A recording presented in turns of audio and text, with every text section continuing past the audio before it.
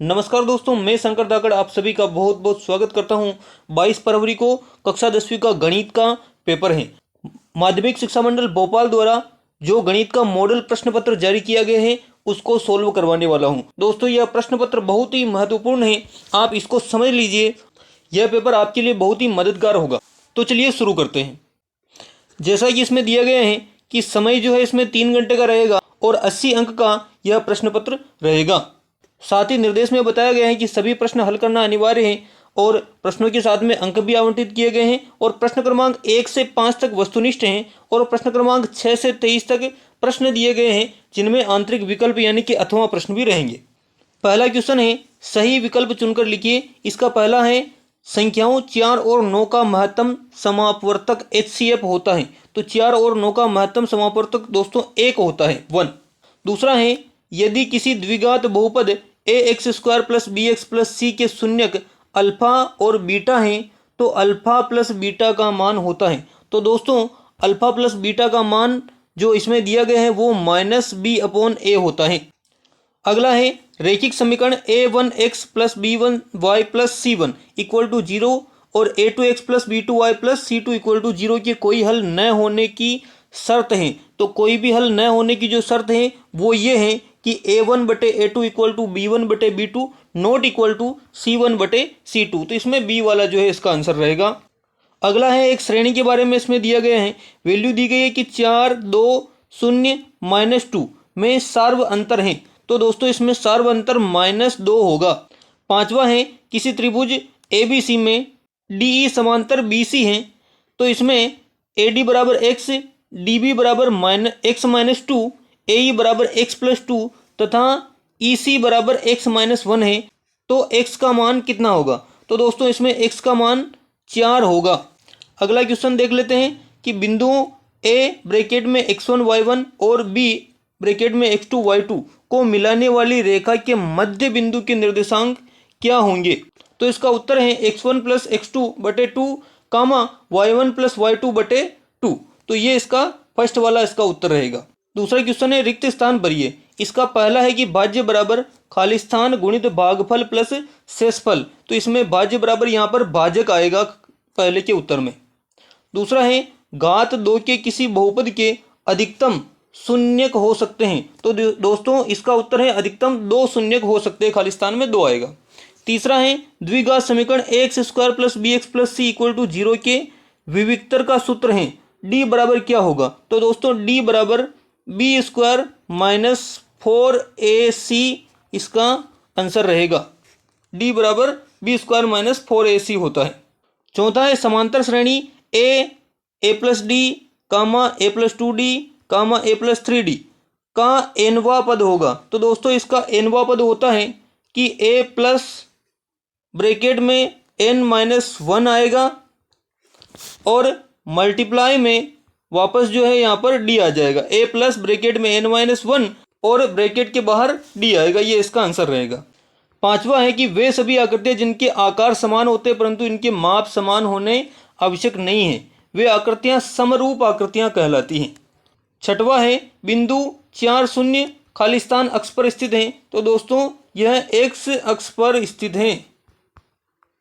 सातवां है कि वृत्त की एक छेदक रेखा वृत्त को खाली स्थान बिंदुओं पर प्रतिच्छेद करती है। तो यह 2 बिंदुओं पर प्रतिच्छेद करती है, इसका आंसर 2 होगा। तीसरा प्रश्न है, सही जोड़ी मिलाइए। इसमें पहला है कोसेक स्क्वायर थीटा -1, तो इसका आंसर मिलेगा दोस्तों साइन स्क्वायर थीटा से। दूसरा है सेक थीटा, तो सेक थीटा होता है 1/कोस थीटा। तीसरा है 1 माइनस कोस स्क्वायर थीटा, तो दोस्तों इसका आंसर है कोट स्क्वायर थीटा। चौथा है कोट 30, तो दोस्तों कोट 30 की वैल्यू √3 होती है। पांचवा है कोस 90 माइनस थीटा, तो दोस्तों कोस 90 माइनस थीटा बराबर होता है साइन थीटा। पांचवा है cos 48 degree, cosec 42 degree plus sine 48 degree plus sec 42 degree. तो दोस्तों इसका आंसर होगा 2। अगला सोल्व कर लेते हैं। एक शब्द या वाक्य में उत्तर दीजिए। तो इसमें दिया गया है कि दिए गए चित्र में बहुपद px के लिए y इक्वल टू px का ग्राफ दिया गया है। तो px के शून्यकों की संख्या ज्ञात कीजिए। इसका आंसर 2 है और ये इस प्रकार से है कि एक्स अक्ष को दो जगह पर प्रतिच्छेद कर रखा है, इसलिए इसका आंसर 2 आएगा। अगला है दो चरों में रैखिक समीकरण का मानक रूप लिखिए।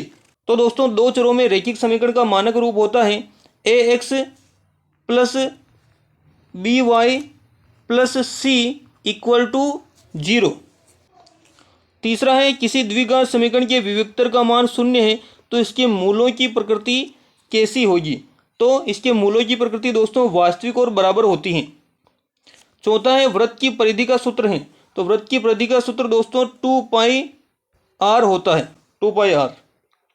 अगला है पांचवा शंकु के आयतन का सूत्र लिखिए। तो दोस्तों शंकु के आयतन का सूत्र 1/3 पाई आर स्क्वायर एच होता है, शंकु के आयतन का सूत्र। छठवा है 3, 3, 4, 5 का समांतर माध्य क्या होगा। तो दोस्तों इसका समांतर माध्य सूत्र के माध्यम से भी आप ज्ञात कर सकते हैं। अभी मैं आपको डायरेक्ट बता रहा हूं, 4 है इसका आंसर। और किसी निश्चित घटना की प्रायिकता का मान कितना होता है। तो इसका 1 रहता है। अगला प्रश्न है सत्य असत्य लिखिए।